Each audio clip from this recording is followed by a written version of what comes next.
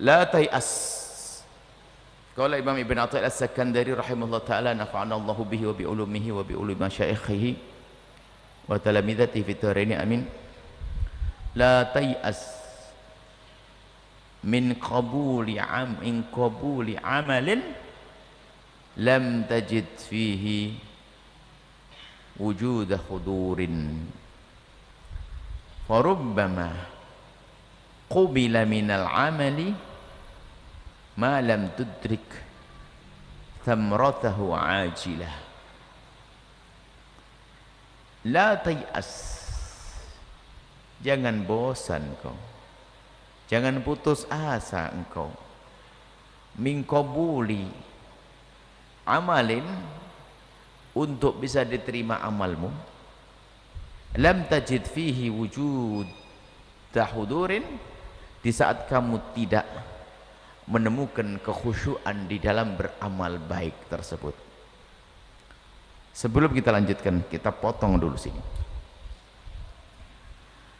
Sebelumnya Imam Ibn Athaillah As-Sakandari pernah menyebutkan tentang buah daripada kebaikan,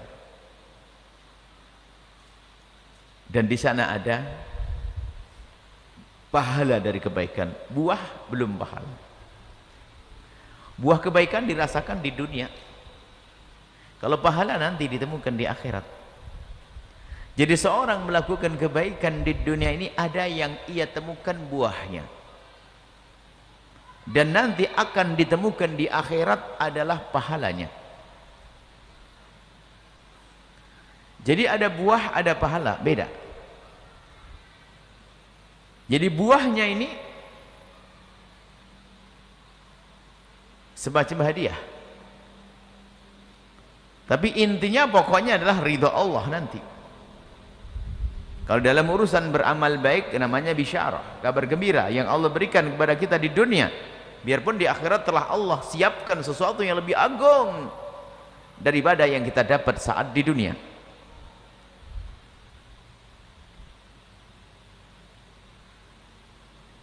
Termasuk kalau dalam urusan ibadah, buahnya adalah ternyata kita menemukan ketentraman dalam beribadah. Hati senang, kok merasa oh enak banget. Halawah, menemukan manis. Nah kadang orang bisa menemukan manis ini, kan ini disebut sebagai tanda kalau amal kita diterima. Dan begitu halawatul iman, seperti yang ditemui oleh para sholihin. Orang-orang sudah sampai makomnya, kepada makom arifin, itu ibadah nikmat. Imamnya baginda Nabi, ahli Nabi Salah. Jadi kalau baginda Nabi punya sesuatu yang menjadikan suasana kurang nyaman dan sebagainya, Nabi minta kepada Bilal, ya Bilal arih Nabi Salah. Maksudnya kapan waktu sholat tiba? Kenapa? Nabi itu hiburan kesenangannya di saat melakukan sholat. Dan ada hamba-hamba Allah yang menemukan kegembiraannya adalah di saat mereka beribadah, dan nikmat betul dia setelah rukuk lagi, setelah dan seterusnya, menikmati kenikmatan. Ini adalah tanda kalau amal kita itu diterima, dan itu kenikmatan semacam itu disebut thamrah, bukan urusan pahala. Nah, ini kan selama ini kita sebut halawatul iman, manisnya iman, sehingga bangun nyaman ini. Nah kalau ini berita itu sampai di sini, kayaknya kita ini bisa nggak sholat esok hari. Kenapa? Aku tidak menemukan ketenangan tersebut, nggak menemukan khusyuk. Berarti amal saya nggak terima, sudah deh malas sholat. Nah ini dikhawatirkan Ibn Athaillah As-Sakandari. Nah ini beliau itu cerdas betul nangkep, jangan sampai ada orang tertinggal. Kita bukan makamnya seperti orang yang Masya Allah, Imam Ali bin Abi Bakar Sakran, ada sesuatu yang menancap. Ada sebagian para sholihin itu ada dalam apa itu ada yang menancap di kakinya, kan harus pakai operasi. Sudah itu belum melakukan, nak kalau ingin mencabut nanti waktu aku sholat, nak. Setelah sholat, assalamualaikum, kenapa tidak kau cabut? Sudah bah, sudah.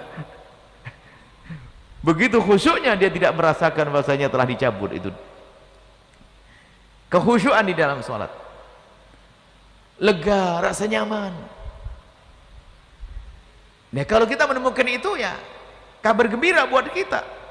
Tapi golongan-golongan yang lain seperti kita itu orang. Kalau golongan kita yang Masya Allah la yajid, tidak menemukan, lam tajid fihi wujuda khudurin, tidak menemukan kekhusyuan. Gimana sholat saya?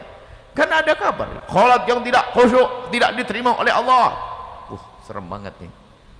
Kemudian dia merasakan aku tidak khusyuk, terus setan bisikan, berarti sholatmu gak terima. Iya setan. Terus ngapain kamu sholat?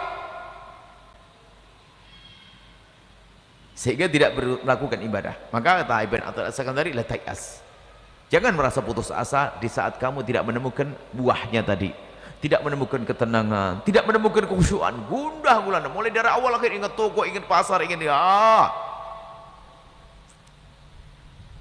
la tayas, jangan putus asa, tetap lakukan. Farubbama, kadang ada loh ya, semoga ini termasuk golongan kita ini, masuk yang rubbama ini. Ada kadangkala qubila minal amali, itu akan diterima amal baik itu biarpun lam tudrik thamaratahu ajilan, biarpun kamu belum menemukan buahnya di dunia ini. Jadi kayaknya khusyuk gak ada, ya Allah, inglantur sana sini, tapi sholat Allah gak berusaha tuh khusyuk tambah khusyuk. Sedekah itu kadang-kadang setelah sedekah masih ada, kenapa saya sedekah tadi, kurang nyaman, kurang senang, ada aja ganjilan begitu. Tapi ingat, yang namanya buah daripada amal di dunia itu tanda kalau amalmu diterima, tanda. Jadi ada sandal itu tandanya Pak Haji sudah ada di dalam masjid. Sandal itu tanda. Tapi apakah di saat tidak ada sandal pasti Pak Haji yang nggak ada? Belum tentu. Bisa saya Pak Haji datang nggak pakai sandal. Jadi namanya tanda itu bukan berarti di saat tanda itu tidak ada, sesuatu tersebut adalah tidak ada. Enggak, namanya tanda.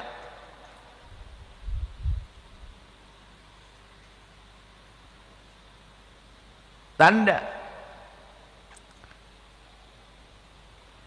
Ada orang misalnya secara dohir deh, tanda. Ada orang Masya Allah dia foya-foya, brol makan banyak, rame, royal.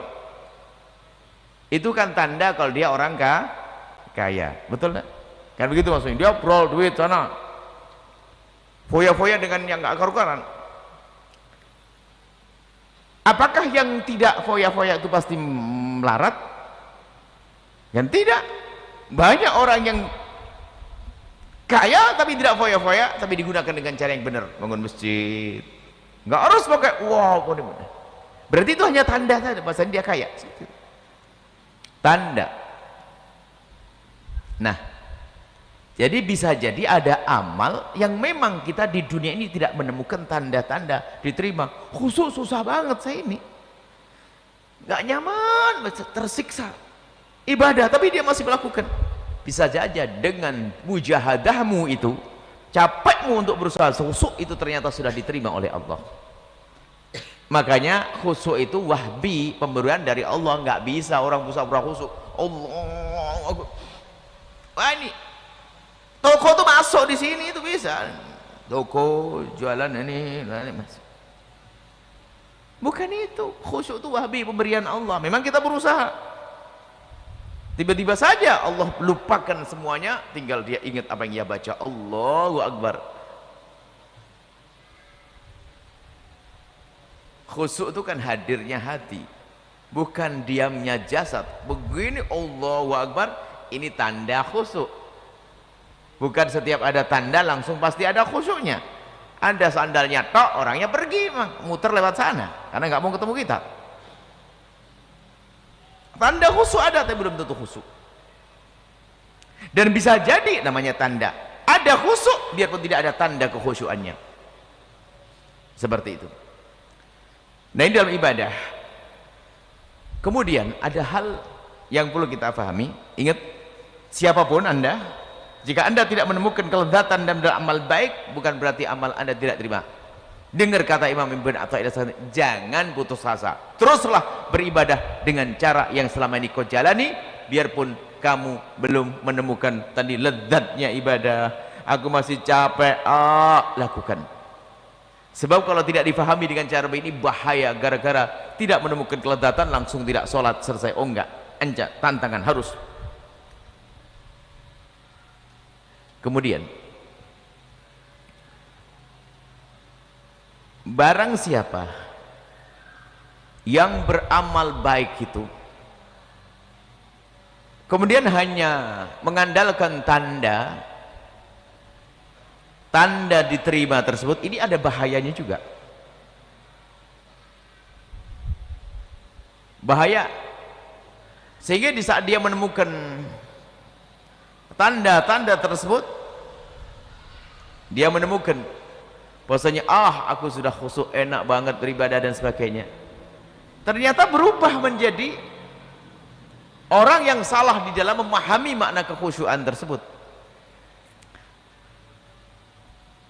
sehingga dia punya kesimpulan kalau sudah tidak khusyuk memang aku tidak diterima amalku. Sehingga yang diandalkan di dalam hidupnya adalah amalnya tadi, sehingga orang tersebut di saat menemukan kekhusyuan dan sebagainya bukan dikembalikan pada Allah tapi dikembalikan pada dirinya sendiri, maka dia masuk ke wilayah ujub. Ini bahaya. Padahal ketahuilah bahwa kita bisa khusyuk karena Allah yang memberi, kita bisa sujud karena Allah izinkan. Biarpun orang seger buger bisa push up 1000 kali, salto 16 kali, belum tentu dia bisa sujud untuk sholat, padahal sholat lebih ringan daripada harus salto dan push up. Kenapa? Karena tidak dipilih oleh Allah. Maka sesungguhnya semua kebaikan yang kita lakukan ini sahamnya 100% dari Allah. Kekuatan, kemauan, semua Allah kasih sehingga kita melakukan sholat. Maka lihatlah dari sisi ini, bukan dari sisi tadi saya khusyuk atau belum khusyuk yang menjadi langsung aja bersyukur, alhamdulillah ternyata aku diizinkan oleh Allah untuk sholat. Itu khusyuk sesungguhnya, menyadari bahwasanya aku bisa melakukan itu karena Allah pilih aku. Itu khusyuk. Biarpun ternyata di dalam sholatnya masih gelambar sana sini, sudah rukun dohirnya sudah sah kok, sudah. Adapun berusaha untuk khusyuk itu iya, tapi ingat khusyuk tetap pemberian dari Allah, dan tidak semua yang tidak khusyuk hakikatnya tidak khusyuk. Yang tidak khusyuk seolah-olah tidak khusyuk. Tidak khusyuknya dia tuh mikir karena dia pengen khusyuk, maka sudah Allah anggap walladzina jahadu fina lanahdiyannahum subulana. Kalau kita serius dengan Allah, maka Allah akan kasih petunjuk jalan kepada Allah Subhanahu wa taala. Maka berusaha ia untuk khusyuk, untuk melakukan kebaikan karena Allah. Bagaimana senang kita sedekah dengan senang. Kalau ternyata saya berderma 100 juta, 50 juta, ternyata belum senang, jangan gara-gara belum ada senang di hati lalu kamu tidak berbuat baik. Karena belum senangnya hatimu bukan berarti Allah menolakmu. Bisa jadi sesungguhnya Allah telah menerima amalmu. Kita ini kan memang diajarkan di dalam beramal baik hendaknya khusnudon, Allah akan menerima. Khusnudon, Allah menerima. Ini babnya bab khusnudon, dengan harapan Allah menerima. Tapi bukan berarti ya khusnudon Allah menerima tapi ya juga memastikan GR banget pasti diterima. Itu namanya ujub nanti. Sehingga kekhawatiran seorang hamba kalau amalnya tidak diterima, kekhawatiran seorang hamba amalnya tidak diterima, tapi pun demikian dia ini harus digabungkan, masih menduga berprasangka buruk, Allah Maha Kuasa, Allah Maha Luas dengan rahmatnya akan menerima amalku. Itulah hakikat khusyuk dan hakikat amal itu akan diterima. Ingat, khawatir amal tidak diterima sementara Anda rindu untuk diterima dan Anda khusnudan kepada Allah bahwasanya Allah Maha Luas. Rasa kekhawatiranmu, kalau rasa kekhawatiranmu akan tidak diterima amalmu itu akan menjadikan dirimu selalu memperbaiki amalmu agar bisa diterima oleh Allah. Nah ini yang diperlukan itu. Kalau anda ingin menghadiahkan sesuatu kepada seseorang, dan hadiah itu penting, karena apa? Kalau aku menghadiahi kepada raja ini, besok saya diangkat jadi menteri.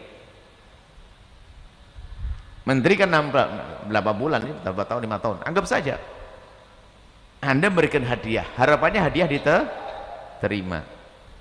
Apa yang anda lakukan dengan hadiah? Anda akan memperbaiki hadiah, berusaha untuk memperbaiki hadiah. Anda kesempatan menyodorkan hadiah 3 kali. Jika tidak diterima yang pertama, berusahalah yang kedua. Jika tidak terima yang kedua, berusahalah yang ketiga. Kalau sudah ketiga tidak terima, wassalam, anda tidak akan bisa jadi menteri. Betul anda menyodorkan hadiah yang pertama ditolak. Apa yang anda benahi? Apa yang anda lakukan? Anda akan membenahi hadiah tersebut. Karena hadiah anda tidak diterima. Yang kedua, begitu juga yang ketiga. Ini kepada manusia, kepada seorang raja. Bagaimana kalau dari Allah yang kita berharap ridhonya, berharap pahalanya di surganya nanti, kemudian kita menyodorkan amal baik. Memang kita khusnudon, Allah maha kuasa untuk menerima amal kita dan maha luas dengan rahmatnya, tapi kita sebagai orang rindu diterima amal, maka benerin dong amalmu agar diterima oleh Allah. Sehingga kita berusaha untuk beramal, menyempurnakan rukun-rukun zahirnya. Rukun zahir, kalau sholat dengan takbiratul ihram dengan ini, rukun zahir penuhi. Tapi di samping itu juga menata hatinya. Batinnya harus ditata. Bukan zahirnya saja, zahirnya amal terpenuhi. Tapi untuk bisa diterima amal kan bukan hanya sekedar menjalankan rukun, ada unsur yang lain. Unsur bagaimana keikhlasan, unsur bagaimana bajunya halal, unsur bagaimana makanannya halal, unsur ini semuanya dia berusaha untuk memenuhi itu semuanya, dan setelah itu dia serahkan kepada Allah yang maha luas dengan pengampunan. Ini tanda orang yang bisa diterima amalnya, biarpun dia tidak menemukan tadi kelezatan di dalam beramal, masih sedih pada beramal, capek dia beramal, tapi ternyata sudah diterima oleh Allah karena ada tanda-tanda lain. Selain tanda kesenangan adalah tanda semangatmu yang tidak pernah henti, dan itu sesuai yang dijanjikan oleh Allah, walladzina jahadu fina. Kalau kamu serius mau khusyuk nih, dan kamu tidak khusyuk, tapi aku tahu nih, Allah maha tahu, Allah maha tahu, seolah begitu, aku maha tahu hambaku, kalau kau pengen khusyuk. Makanya kami selalu ingatkan kalau ada orang bertanya khusyuk, anda rindu untuk khusyuk dalam sholat, itu termasuk bagian daripada kekhusyuan di dalam sholat. Yang nggak pernah mikir khusyuk nggak khusyuk, jangan-jangan memang tidak khusyuk, makanya nggak kepikiran. Kekhawatiran anda, kerinduan anda untuk bisa khusyuk dalam sholat, maka itu bagian daripada kekhusyuan di dalam sholat. Baik, inilah kemudian kata Imam Ibn Al-Sakandari ini, farubbama qubila minal amali ma lam tudrik thamratahu ajila. Banyak amal baik yang dilakukan seorang hamba itu di dunia nggak ada tanda-tandanya diterima oleh Allah, tapi sudah diterima di akhirat. Baik, kesimpulannya begini, wahai hamba Allah, beramallah tanpa henti dengan kekotoranmu, dengan kekuranganmu, sambil bersih-bersih, sambil berjalan kita sambil membersihkan. Jangan berhenti di sana tanda. Kalau kita perluas dalam kehidupan sehari-hari, ada orang berkata, Buya, saya masih berurusan dengan riba, apakah boleh saya melakukan kebaikan, mau hadir ke majelis dan sebagainya? Toh ini saya masih urusan riba, saya masih urusan ini. Jawabannya adalah, datanglah ke tempat yang baik. Adapun dosa-dosa itu sambil berjalan kita bersihkan. Jangan sampai saya akan mau hadir majelis kalau sudah tidak urusan dengan riba, kemudian saya sudah begini. Nah, itu kapan selesainya? Malah tambah keras hatinya dari majelis. Maka berangkatlah ke tempat yang baik, berangkatlah ke tempat yang mulia dengan segala kekurangan Anda. Kemudian sempurnakan sambil berjalan.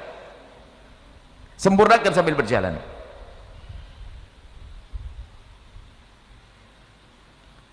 Ini bahaya orang yang sok mengamalkan sunnah. Saya kalau sholat harus sempurna, full dengan sunnah-sunnahnya, penutup kepala, ada rida, ada ini dan sebagainya. Bagus. Cuma suatu ketika dia di tengah perjalanan, nggak ada tutup kepalanya, pakai kaos oblong dia. Waktu asar mau habis, masa masih muter-muter cari kopiah? Tidak. Menghadaplah kepada Allah dengan segala kekuranganmu. Allah Maha tahu. Jangan gara-gara kita belum sempurna menghadap kepada Allah lalu kita tidak berjalan kepada Allah. Maka berjalanlah menuju ke Allah dengan kesempurnaan yang sudah kau buat dan segala kekurangan yang akan kau sempurnakan sambil berjalan. Jadi sudah menghadap kepada Allah itu dengan kekurangan kita nggak apa-apa, sambil kita sempurnakan. Jangan putus asa nanti, waduh aku begini nggak bisa lah, ntar aja deh. Ayo haji Pak, kan sudah banyak duit, sudah ada rezeki. Aduh sholat saya masih bolong-bolong, wah Buya saya belum berani haji. Nah, ini kan salah paham. Hajilah sambil benahi sholatnya, jangan nunggu sholatnya sempurna baru naik haji. Iya kalau jadi sambil berjalan pokoknya dengan kekurangan kita. Jelas insya Allah semua dari kita artinya tidak boleh berhenti dari beramal baik dengan segala kekurangan, ketidakkhusyuan kita, gangguan apapun, kita tetap istiqomah dalam kebaikan, dan buah daripada istiqomah adalah diterimanya amal kita oleh Allah Subhanahu wa taala. Bahkan hakikat kemuliaan yang Allah berikan kepada seorang hamba adalah bisanya seseorang itu istiqomah, sehingga dikatakan istiqomah adalah paling agungnya karamah, karena itu karunia kemuliaan yang Allah berikan kepada hambanya. Wallahu a'lam bishawab.